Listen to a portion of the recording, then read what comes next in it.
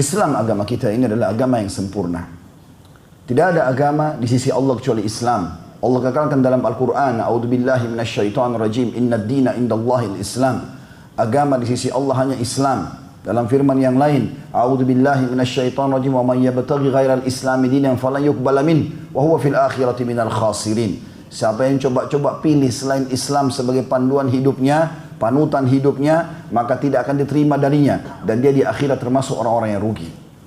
Kesempurnaan Islam ini termasuk memotivasi setiap individu muslim agar selalu maju dan sukses. Selalu menjadi orang yang berprestasi. Kita disuruh bersaing dalam hal-hal positif. Kita disuruh agar menjadi orang yang terkaya, terpintar, tertampan, paling berhasil dalam segala hal. Kita boleh mencari pasangan yang terbaik, memiliki harta yang banyak, kendaraan, kenalan, pendapatan, apa saja. Selama konsepnya 5 huruf, halal. Dan menjauhi 5 huruf yang lain, haram. Kita boleh menjadi orang kaya raya, kejar prestasi tertinggi dalam akademik, dalam apa saja, jabatan kerja, semuanya. Dan Allah memerintahkan untuk itu. Bahkan Allah subhanahu wa ta'ala melarang setiap muslim untuk malas, nganggur. Bahkan tidak ada kata-kata vakum dalam Islam. Tidak ada putus asa. Di dalam sebuah hadis sahih riwayat Bukhari, baginda Nabi SAW mengingatkan kepada kita semua. Andai saja di tangan seseorang di antara kalian ada bibit tanaman. Dan dia ingin tanam. Sementara dia tahu besok akan terjadi kiamat. Tetap dia tancapkan. Artinya silahkan kerjakan yang terbaik. Selama belum terjadi kiamat, belum berhenti kesempatan untuk beramal saleh. Dan Allah subhanahu wa ta'ala menyebutkan dalam firman-Nya yang lain, A'udzubillahi minasyaitonirrajim, wa fi dzalika falyatanafasil mutanafisun. Untuk mengejar yang terbaik prestasi dunia dan di akhirat, untuk itulah manusia bersaing dalam hal yang positif.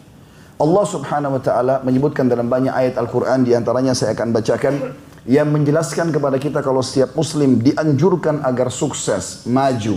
Silakan perbaiki nama baik Anda.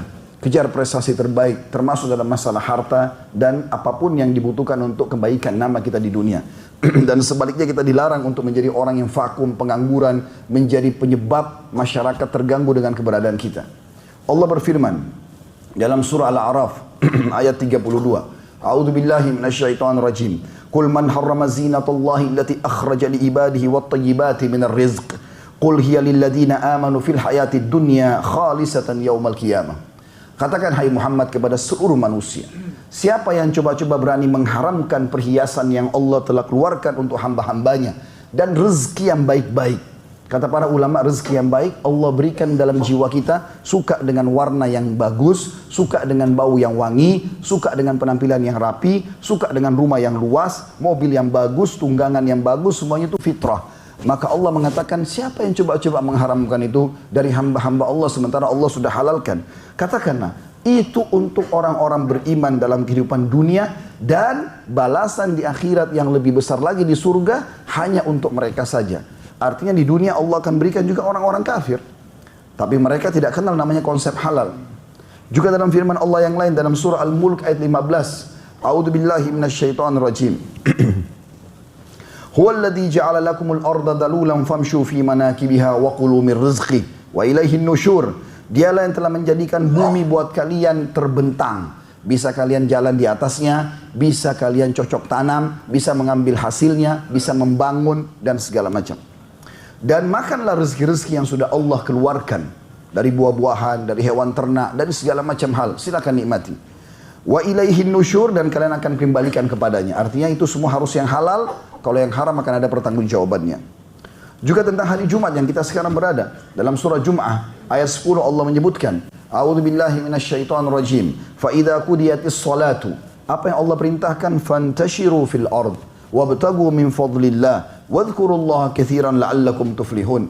Kalau kalian sudah selesai mengerjakan salat Jumat, menyebarlah kalian di muka bumi. Untuk apa wahai Tuhan kami? Wabtagu min fadlillah. Cari karunia-Nya Allah. Bekerja, bergerak, cari sesuatu. Muliakan dirimu, penuhi kebutuhanmu. Dan beri zikirlah kepada Allah. Sambil bekerja, sambil mengingat Allah. Ingat mana halal, mana haram. Agar kalian termasuk orang-orang yang beruntung. Ada sebagian muslimin, saudaraku seiman, salah faham dengan definisi zuhud. Kalau sudah ikut pengajian seringkali ada dengar kalimat zuhud. Kita harus zuhud di dunia, zuhud di dunia. Dan mereka ada sebagian yang mengatakan zuhud itu meninggalkan dunia untuk akhirat. Ini definisi sangat fatal salahnya. Ulama meluruskan, zuhud itu yang dicintai oleh Allah. Kita disuruh zuhud di dunia.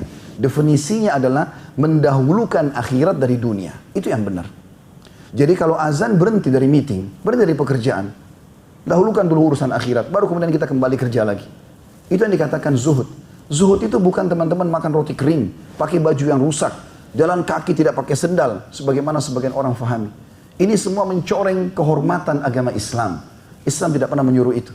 Ada seorang sahabat Nabi pernah duduk di hadapan Nabi SAW, bajunya kotor, penampilannya kurang baik. Lalu Nabi SAW datang kepadanya, memberikan kepadanya sesuatu. Uang, ini, perbaiki keadaanmu. Dia mengatakan, saya orang kaya ya Rasulullah. Maka Rasulullah SAW malah bingung dan heran melihat dia. Lalu mengatakan, kalau begitu, mana kamu dari bekas nikmatnya Allah padamu? Ya, di mana kamu dari nikmatnya Allah? Allah berikan kau uang, beli baju, beli makanan, berpenampilan yang baik. Jangan rusak, jangan buruk. Dalam sebuah hadis Allah SWT menceritakan tentang dirinya melalui lisan Nabi Muhammad SAW. Inna Allah jamilun yuhibbul jamal. Allah itu indah, rapi, bersih, sempurna, menyukai semua itu. Kita lihat surga yang dijanjikan dalam Al-Quran. Bidadarinya cantik, taman-tamannya bersih, istananya luas, dipan-dipan, permadani, semuanya bagus.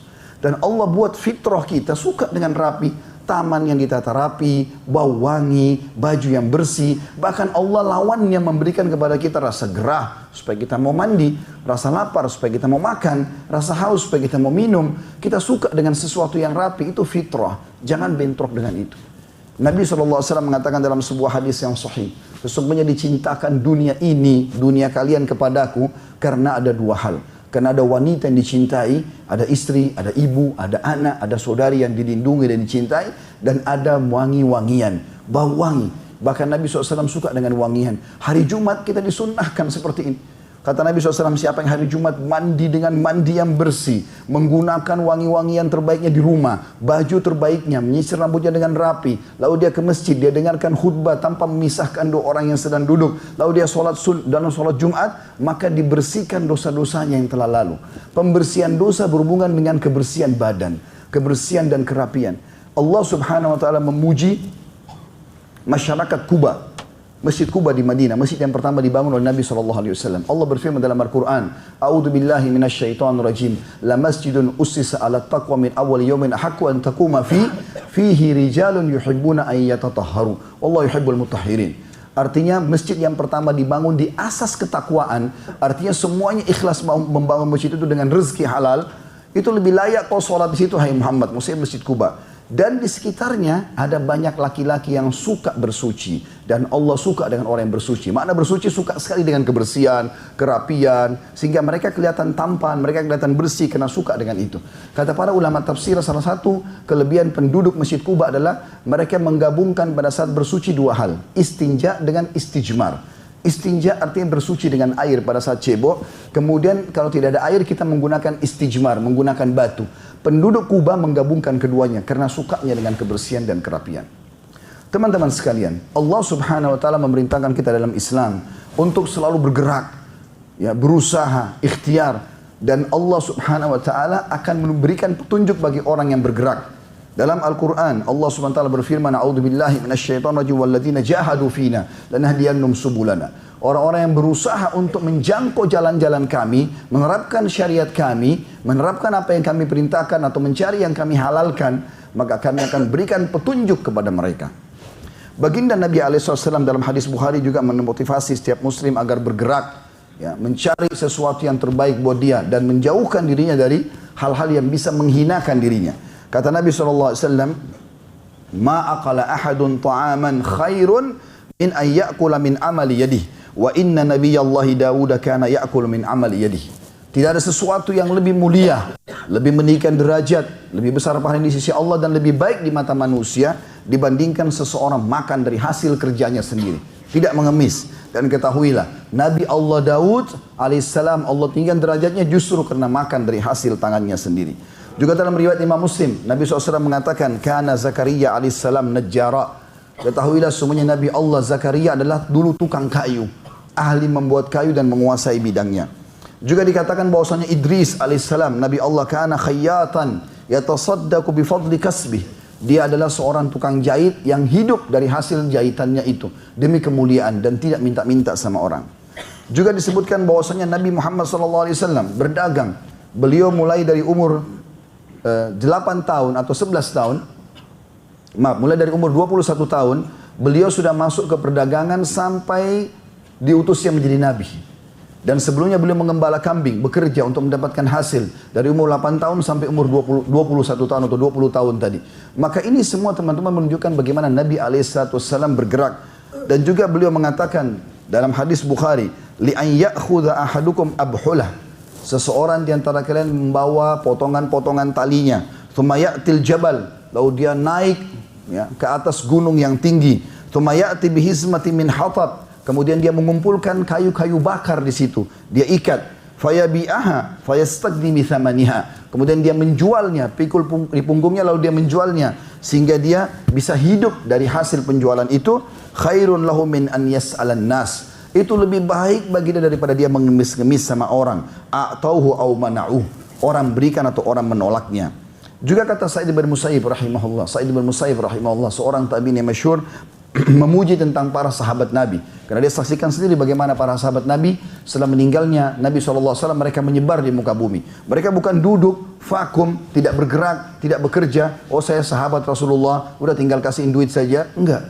Kata Sa'id bin Musayyib rahimahullah, kami belajar dari para sahabat Nabi. Karena karena ashabu Rasulullah SAW yatjaruna fi bahar Rum. Sampai-sampai para sahabat Nabi itu berdagang di lautannya bangsa Romawi. Umar bin Khattab memberikan wasiat yang sangat penting. Beliau mengatakan ta'allamul mihna fa innahu yushiku an yahtaja ahadukum ila mihnati. Kalian harus menguasai keterampilan-keterampilan karena pasti seseorang dari kalian akan membutuhkan keterampilan tersebut di satu waktunya. Juga Aisyah berkata radhiyallahu anha, kana Abu Bakar radhiyallahu anhu atjarul Quraisy hatta dakhala fil imarah. Ketahuilah bahwasanya Abu Bakar ayahku adalah orang yang paling sukses dalam bisnis sampai dia menjadi atau memegang kancah politik atau memegang pemerintahan barulah dia tinggalkan. Seseorang dari tabi'in bernama Qais bin Asim, terkenal sekali dan kesolehan dan sangat kaya raya. Dia mewasiatkan anak-anaknya sebelum dia meninggal dan ini dinukil oleh para ulama menjadi pelajaran bagi kaum muslimin.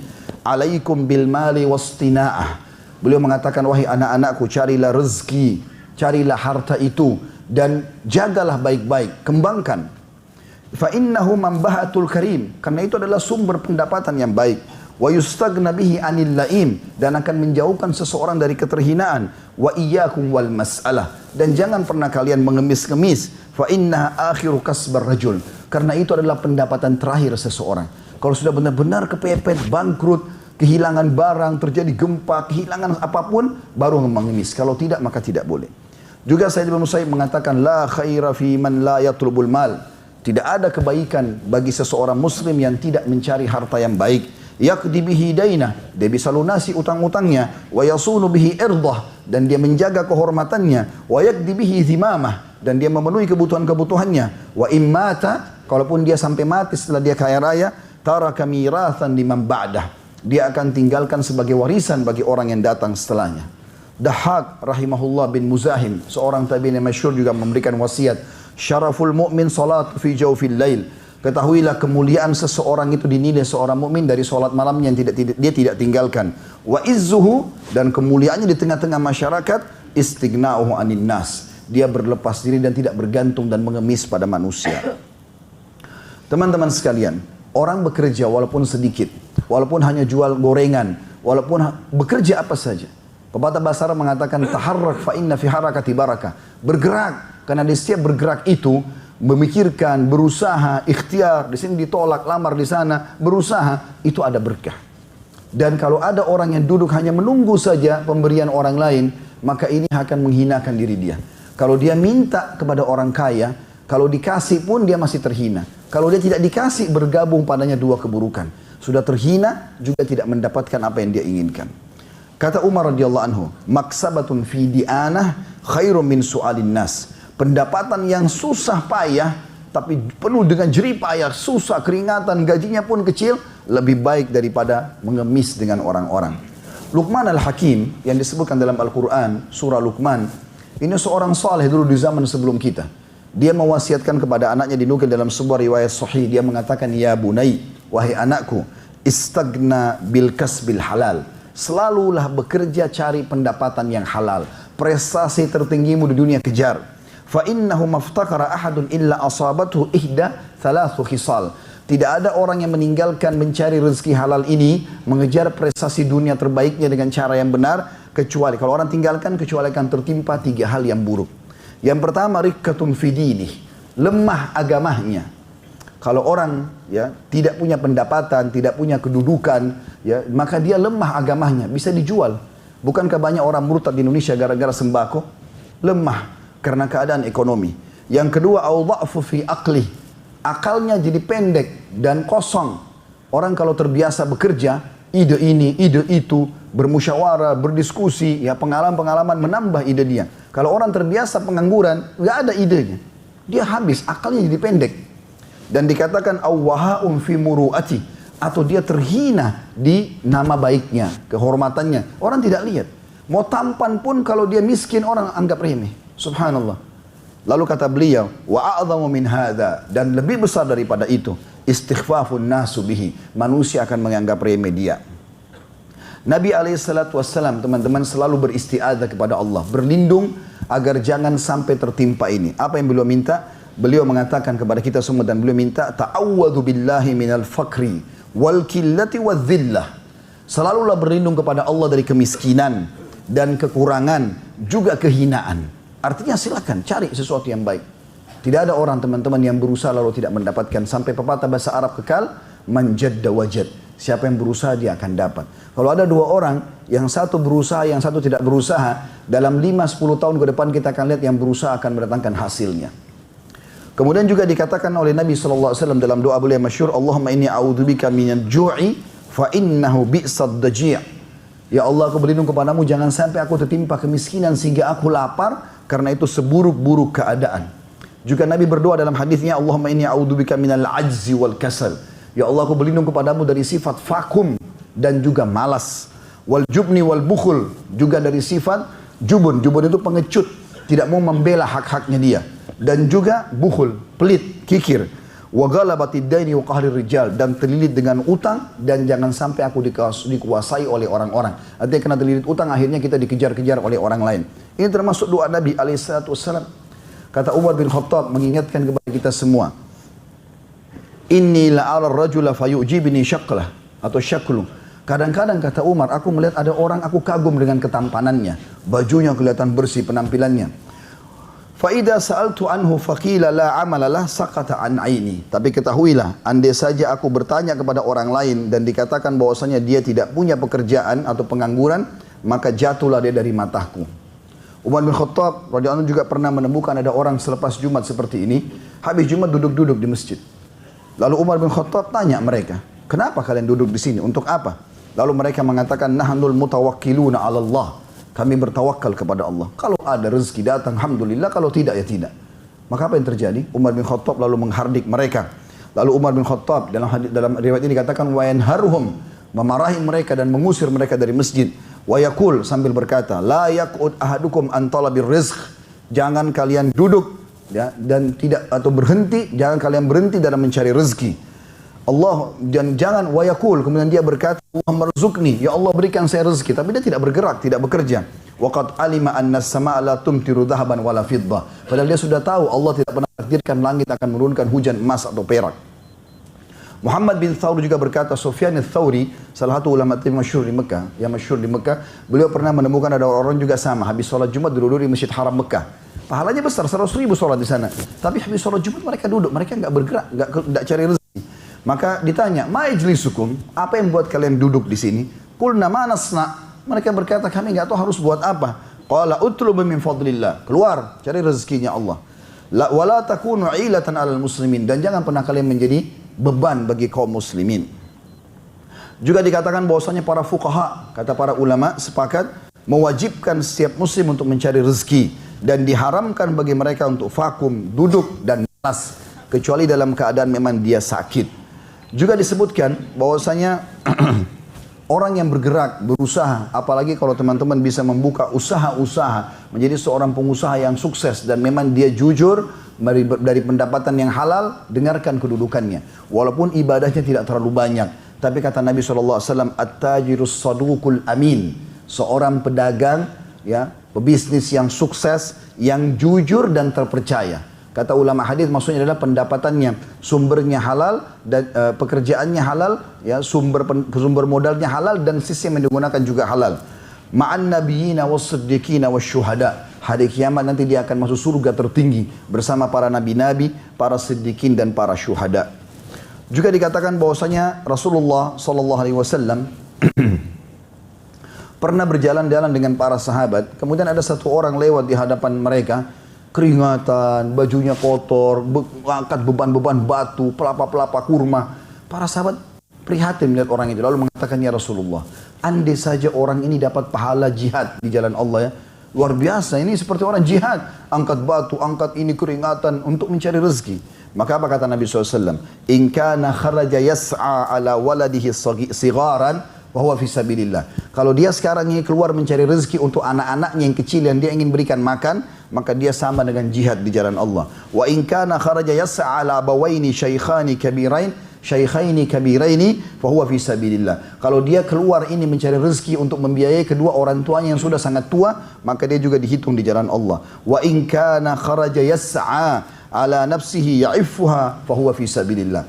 Kalau dia juga keluar mencari rezeki supaya dia mulia, tidak ngemis sama orang, untuk memenuhi kebutuhannya, maka dia sama di jalan Allah. Wa in kana kharaja riya'an wa mufakharatan, fa huwa fi sabili syaitan. Kalau dia keluar hanya untuk memamer-mamer saja, saya ini orang miskin atau saya ini orang bekerja, maka dia di jalannya syaitan. Dan kita tutup teman-teman dengan sabda Nabi SAW yang mulia kepada Sa'ad bin Abi Waqqas radhiyallahu anhu pada saat beliau lagi sakit keras di Mekah. Orangnya kaya raya luar biasa. Dan dia cuma punya anak satu perempuan. Dia mengatakan, Rasulullah, boleh nggak saya meninggalkan dan mewasiatkan supaya harta saya itu semuanya saya wakafkan di jalan Allah? 2/3-nya. Kata Nabi SAW, banyak sekali 2/3. Dia bilang, kalau begitu ya Rasulullah, setengahnya. Kata Nabi SAW, setengahnya juga masih banyak. Kalau begitu ya Rasulullah, 1/3-nya. Kata Nabi SAW, 1/3 dan 1/3 masih banyak. Ingatlah, kau tinggalkan anak-anakmu dalam keadaan kaya, sehingga mereka kau tinggalkan punya harta, punya mobil, punya rumah, punya segala macam, sehingga mereka tidak mengemis pada orang-orang, lebih baik daripada mereka mengemis kepada manusia. Kesimpulannya teman-teman sekalian, Islam menyuruh kita menjadi orang yang sukses, kejar prestasi, dan tidak ada kata terlambat. Tidak ada dalam kamus seorang muslim, saya tidak bisa, saya sudah terlambat, saya sudah tua, nggak ada kata-kata itu. Ingat tadi sabda Nabi SAW yang pertama saya sampaikan, kalau di tangan kita ada pohon dan kita ingin tancap, ternyata besok kiamat tetap disuruh kita melakukannya. Para sahabat Nabi ada yang masuk Islam umur 60 tahun lebih, hafal 30 juz Al-Quran. Tidak ada kata-kata tidak bisa. Selalu bisa, selalu mampu, dan ikhtiar berdoa kepada Allah Subhanahu Wa Taala, Allah akan berikan jalan keluar untuk itu. Aku qauli hada, saya sudah mengucapkan perkataan saya ini, wa astaghfirullah li wa lakum, dan saya bertobat istighfar kepada Allah dan mengajak jamaah untuk beristighfar kepada Allah. Fastaghfiruhu innahu wal ghafurur rahim. Beristighfarlah, bertobatlah, karena Dia Maha menerima taubat hamba-hambanya.